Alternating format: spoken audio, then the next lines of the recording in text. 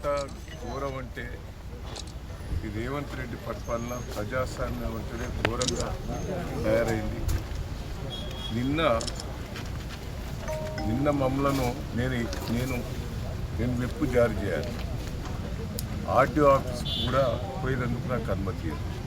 Commissioner office కూడా పోయేందుకు అనుమతి ఇవ్వలేదు.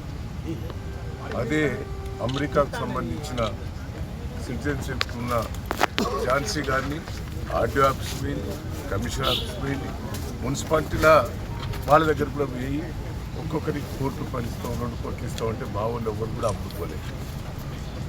భయభ్రాంతులు చేసింది. ఎట్లా ఉంటాయంటే గతంలో నేను 45 ఏళ్ళ నుంచి రాజకీయాలు ఈక్వల్, ఇప్పుడు కేశవంతరం ఉన్నది ఈక్వల్గా ఉన్న కన్నీ ఎమ్మెల్యేకి ఓటు సమానం ఉన్నప్పుడు ఓటు హక్కు ఉపయోగించుకునే అవకాశం. ఇక్కడ ప్రజలు తొర్రూరు పట్టణ ప్రజలు క్లియర్గా మాకు 9 ఇచ్చారు, వాళ్ళకి 7 ఇచ్చారు. అంటే మేము మెజార్టీ ఉన్నాం, ఈక్వల్ లేవు. సరే ఎమ్మెల్యే ఓటు ఉపయోగించుకున్నారంటే అది, కానీ ఎంపీ కావ్య గారు వరంగల్లో ఆమె అప్లై చేసుకున్నది, వరంగల్లోనే నాకు ఓటకు కావాలని ఆమె పిటిషన్ పెట్టుకున్నది. ఆ పిటిషన్ ప్రకారంగా ఆమె పిలిచిండ్రు, ప్రమాణ స్వీకారం చేసిండ్రు. ఇక్కడ నీకు ఓటకు కల్పించినామని క్లియర్గా వాళ్ళకు ఆధారాలతో వచ్చింది. 3 రోజుల బట్టి మేము ప్రయత్నం చేస్తున్నాం ఆర్డీఓ గారి దగ్గర, కలెక్టర్ దగ్గర, మున్సిపల్ కమిషనర్ దగ్గర. ఏమో ఓటకు ఇక్కడ ఉపయోగిస్తున్నదట, దాన్ని ఆధారం ఇవ్వండి అని మా కోర్టు వాళ్ళు అడుగుతున్నాం. 3 రోజుల బట్టి ఆధారాలు కూడా ఇస్తలేదు.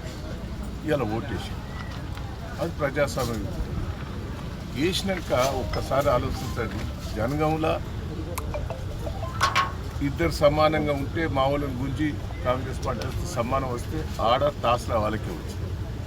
తొర్రూరులో టాస్లా చైర్మన్ వైస్ చైర్మన్ వాళ్ళకే వచ్చింది. అంటే దీంట్లో కూడా మోసం. ఈ టాస్ పెట్టే కాడ కూడా వాళ్ళ అభ్యర్థుల్ని పేర్లు రాసుకొని వాళ్ళే మొత్తం పెట్టినట్టే మాకు అయిపోతారు. మళ్ళీ చూపెట్టమంటే మా వాళ్ళు అడిగితే కూడా చూపెట్టే పరిస్థితి లేదు. ఎట్లా తీసిందనే చూపెట్టాడు. అంటే నాకు బాధ అనిపిస్తాను, పక్క ఏడుపు కూడా వస్తుంది. ఏంది ప్రజలు ఇంత మాకు పట్టం కట్టిన తర్వాత ఎందుకు ఇట్లా చేస్తున్నారు ఈ ప్రభుత్వం? మరి అధికారులు ఇట్లా ఎందుకు చేస్తున్నారు? నన్ను తీసుకొచ్చి నన్ను ఎందుకు తీసుకొచ్చింది ఇక్కడ పోలీస్ స్టేషన్? మా వాళ్ళందరినీ అరెస్ట్ చేసినాడు. ఆడవాళ్ళు ఆబ్జెక్షన్ పెట్టేవాళ్ళు, మా చైర్మన్గా నిలబడ్డ కుటుంబ సభ్యులందరినీ కూడా పట్టుకొచ్చి పోలీస్ స్టేషన్లో పెట్టినట్టు, మా మిస్సెస్ను పోలీస్ స్టేషన్లో అరెస్ట్ చేసి పెట్టారు. నిన్న నన్ను అడిగి రాకుండా చేశారు.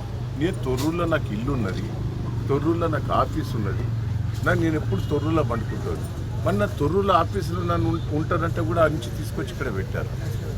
నర్సరావుపేట తీసుకొచ్చారు. ఆడ ఝాన్సీ గారికి సిటిజన్షిప్ అమెరికాలో ఉన్నదా? ఇక్కడ ఇల్లు లేదు, ఏది లేదు, తొర్రూరులో బాగా ఉన్నదా? ఇంత ఘోరం అండి. 45 ఏళ్ళ రాజకీయాలలో ఇంత మోసం, ఇంత దగ నేను ఎప్పుడు కూడా రాజశేఖర్ రెడ్డి పీరియడ్లో కూడా ఇట్లా ప్రజాస్వామ్య విరుద్ధంగా ఎప్పుడు కూడా చేయలేదు. కానీ ఇప్పుడు ఎందుకో ప్రజాస్వామ్య విరుద్ధంగా నాకు రాజకీయాలలో ఈ కక్ష సాధింపులు చేయటం వల్ల రాజకీయాల్లో ఉండాలన్నా తప్పుకోవాలన్నా ఏంది ఇంత గోస? ఏందండి? ప్రజలు నాకు పట్టం కట్టారు. సర్పంచ్ ఎన్నికలలో మెజార్టీ సీట్లు ఇచ్చారు. నేను 46,000 ఓడిపోతే నాకు 2,000 లీడ్ ఇచ్చిండు సర్పంచ్ ఎన్నికలు. పెద్ద గ్రామ పంచాయతీలని నన్నే గెలిపించాడు. ఏదైనా మున్సిపాలిటీ కూడా మెజార్టీ వచ్చింది. ఇంత ప్రజాస్వామ్యంగా వచ్చిన దాన్ని ఇంత దౌర్జన్యంగా చేసిన నాకైతే బాధ ఉన్నది, నాకు ఏడుపు వస్తున్నది. అసలు రాజకీయాల్లో ఉండాలన్నా, రాజకీయాలు తప్పుకోవాలన్నా అనిపిస్తారు. నాకైతే ఇంత గోస, ఇంత ప్రజాస్వామ్య విరుద్ధంగా చేస్తుంటే ప్రజలు పాపం సంతోషంగా ఉన్నారు. కార్యకర్తలు కూడా రాత్రింబాలు కష్టపడ్డారండి. మా కార్యకర్తల కష్టం చూస్తే అయితే నాకు బాధ అనిపిస్తారు. ప్రజలైతే కార్యకర్తలు 2 రోజుల బట్టి భోజనం లేకుండా 10,000 మంది కార్యకర్తలు వచ్చి రాత్రింబాలు కష్టపడ్డట్టు నా కోసం నేను ఏం చెప్పాలి, ఏందైనా చెప్పాలి? ఎట్లా ఇంత విరుద్ధంగా చేస్తా అంటే రాజకీయాలలో నేను ఉండాలన్నా పోవాలన్నా నాకైతే బాధ ఉంటుంది. దయచేసి ఏంది దౌర్జన్యం? పోలీసు వాళ్ళు కూడా దయచేసి ఇట్లా చేయటం కూడా మంచిది కాదు. కేసీఆర్ని చూస్తే ఒక పక్క అభిమానం, దహేంద్రని చూస్తే అభిమానం ప్రజలు. కానీ ఇంత అరాచకాలు చూస్తుంటే నాకైతే ఏమన్నా చెప్పండి. నా కార్యకర్తలకు ఏం జవాబు చెప్పుకోవాలి? కార్యకర్తలకు నేను ఏం జవాబు చెప్పాలి?